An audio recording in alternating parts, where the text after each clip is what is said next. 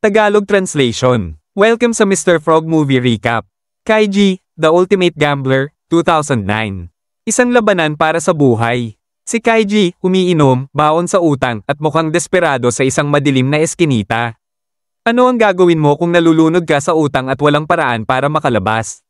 Kilalanin si Kaiji Aito, isang walang trabaho, hikahos na lalaki na naloko at nabaon sa malaking utang. Pero nang may misteryosong alok na dumating, bigla siyang itinapon sa isang mundo ng nakakamatay na underground. Ang nakakatakot na barko si Kaiji sumasakay sa isang misteryosong barko na papalibutan ng mga desperadong manunugal. Naanyayahan si Kaiji sa isang lihim na barko ng pagsusugal, ang Espoir, kung saan kailangan niyang lumero ng isang baluktot na bersyon ng bato papel gunting. Ang patakaran, manalo, at mababayaran mo ang iyong utang. Matalo, at magiging alipin ka habang buhay.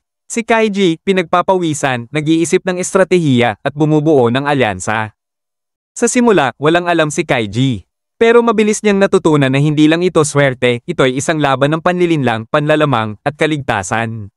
Si Kaiji, gumagawa ng matalinong galaw, nagulat ang lahat. Narrator, sa paggamit ng utak at matitinding pastahan, naisahan ni Kaiji ang sistema at nakatakas, pero hindi pa tapos ang bangungot niya.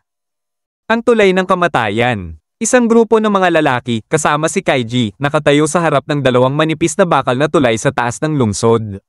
Narrator, dahil sa mas lumalaking utang, napilitan si Kaiji na sumabak sa isa pang bangungot na sugal. Sa pagkakataong ito, kailangan niyang tumawid sa isang manipis na bakal na tulay sa pagitan ng mga matataas na gusali. Isang maling hakbang, siguradong kamatayan. Ang ibang manlalaro, nahuhulog, si Kaiji, nanginginig sa takot pero nagpapatuloy. Narrator, brutal ang laro. May mga nahuhulog. Totoo ang takot. Pero si Kaiji, hindi siya susuko. Ang huling sugal pagkasira ng pandinig. Si Kaiji, nakaupo sa mesa ng pagsusugal, kaharap ang malupit na chairman na si Hyudo. Ang pinakamalaking pagsubok niya, ang huling laro laban sa malupit na chairman, si Hyudo, kung saan mas mataas pa ang pusta. Kapag natalo siya, makukuryente siya ng matindi at maaaring mabingi habang buhay. Si Kaiji, pinagpapawisan, naglalagay ng huling pusta at nananalo ng malaking halaga, sa kabila ng lahat, nanalo si Kaiji ng milyon-milyon. Sa wakas, malaya na siya, o akala niya lang. Ang pinakamasakit na pagtataksil. Si Kaiji, masayang nagdiriwang, pero biglang napansin na naloko siya. Pero sa malupit na mundo ng pagsusugal, kahit ang mga nanalo ay natatalo rin.